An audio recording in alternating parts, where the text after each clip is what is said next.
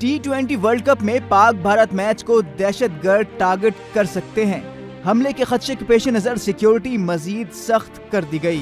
Pak Bharat match New York की Nassau county में होना है। काउंटी के पुलिस कमिश्नर पैट्रिक राइडर कहते हैं, अप्रैल में थ्रेट्स मिली थी कि Islamic State Khorasan world cup को निशाना बना सकता है।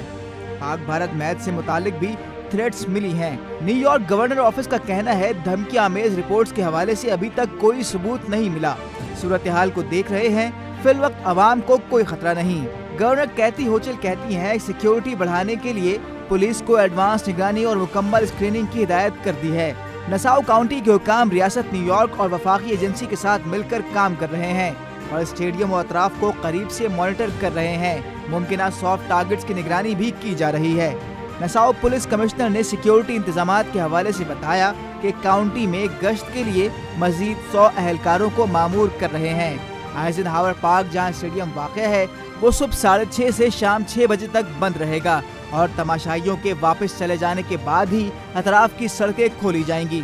अमरीकी मीडिया के मुताबिक फैंस की अक्सरियत को नसाउ कोलिजियम के पास गाड़ी पार्क करनी होगी और फिर यहाँ से उन्हें बजरिया शटल सर्विस स्टेडियम तक ले जाया जाएगा। स्टेडियम आने वालों के पास टिकट होना लाजमी है।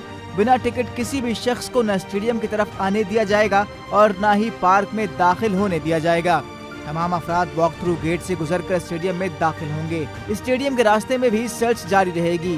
किसी को भी अपने साथ किसी किस्म का बस्ता या शॉपर लाने की इजाजत नहीं होगी।